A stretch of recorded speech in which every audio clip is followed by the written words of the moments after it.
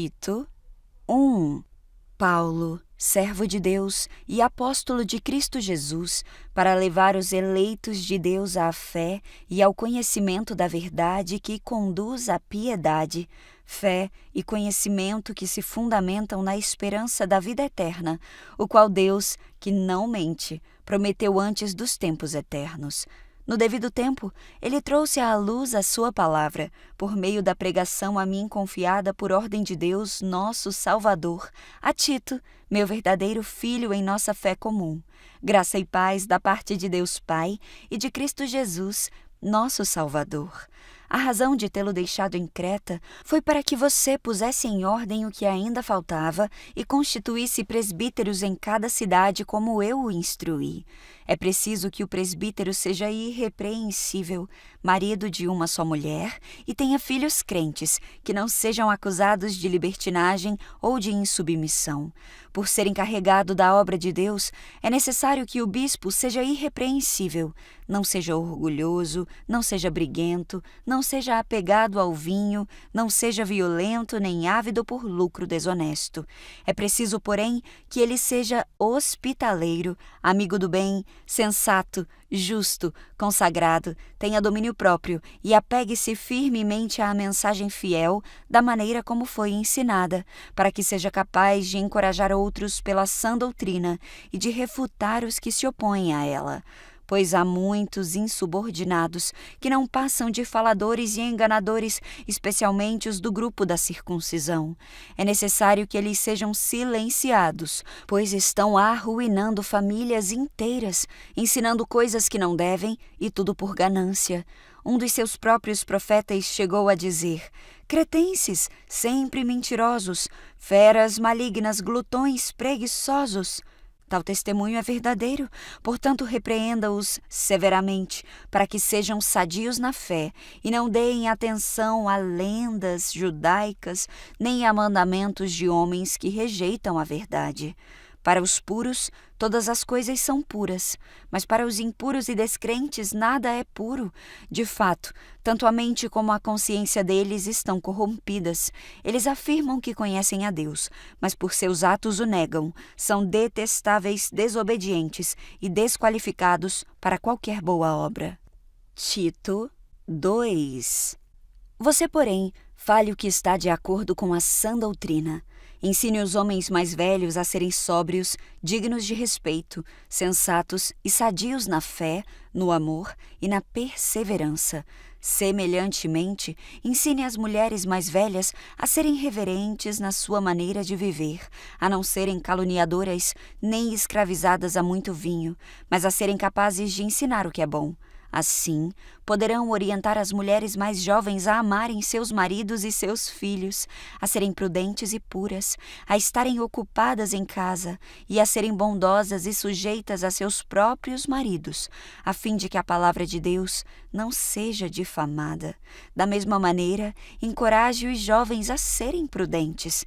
Em tudo seja você mesmo um exemplo para eles, fazendo boas obras. Em seu ensino, mostre integridade e seriedade.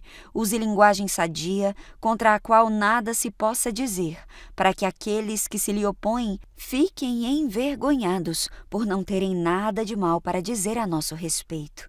Ensine os escravos a se submeterem em tudo a seus senhores, a procurarem agradá-los, a não serem respondões e a não roubá-los, mas a mostrarem que são inteiramente dignos de confiança, para que assim tornem atraente em tudo o ensino de Deus, nosso Salvador.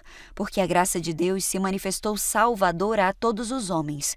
Ela nos ensina a renunciar à impiedade e às paixões mundanas e a viver de maneira sensata, justa e piedosa nesta era presente, enquanto aguardamos a bendita esperança, a gloriosa manifestação do nosso grande Deus e Salvador Jesus Cristo. Ele se entregou por nós, a fim de nos remir de toda a maldade e purificar para si mesmo um povo particularmente seu, dedicado à prática de boas obras. É isso que você deve ensinar, exortando-os e repreendendo-os com toda a autoridade. Ninguém o despreze. Tito 3. Lembre a todos que se sujeitem aos governantes e às autoridades, sejam obedientes, estejam sempre prontos a fazer tudo o que é bom, não caluniem a ninguém, sejam pacíficos e amáveis e mostrem sempre verdadeira mansidão para com todos os homens. Houve tempo em que nós também éramos insensatos e desobedientes, vivíamos enganados e escravizados por toda espécie de paixões e prazeres. Vivíamos na maldade e na inveja, sendo detestáveis e odiando-nos uns aos outros. Mas quando se manifestaram a bondade e o amor pelos homens da parte de Deus, nosso Salvador, não por causa de atos de justiça por nós praticados, mas devido à sua misericórdia, Ele nos salvou pelo lavar regenerador e renovador do Espírito Santo, que Ele derramou sobre nós generosamente por meio de Cristo Jesus, nosso Salvador. Ele o fez a fim de que, justificados por sua graça, nos tornemos seus herdeiros, tendo a esperança da vida eterna. Fiel é esta palavra, e quero que você afirme categoricamente essas coisas, para que os que creem em Deus se empenhem na prática de boas obras. Tais coisas são excelentes e úteis aos homens. Evite, porém, controvérsias tolas e genealogias, discussões e contendas a respeito da lei, porque essas coisas são inúteis e sem valor. Quanto àquele que provoca divisões, advirta-o 1 e 2 vezes. Depois disso, rejeite-o. Você sabe que tal pessoa se perverteu e está em pecado, por si mesma está condenada. Quando eu lhe enviar Ártemas ou Tíquico, faça o possível para vir ao meu encontro em Nicópolis, pois decidi passar o inverno ali. Providencie tudo o que for necessário para a viagem de Zenas, o jurista, e de Apolo, de modo que nada lhes falte.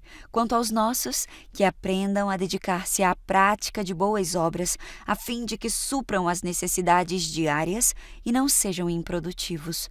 Todos os que estão comigo lhe enviam saudações. Saudações àqueles que nos amam na fé. A graça seja com todos vocês.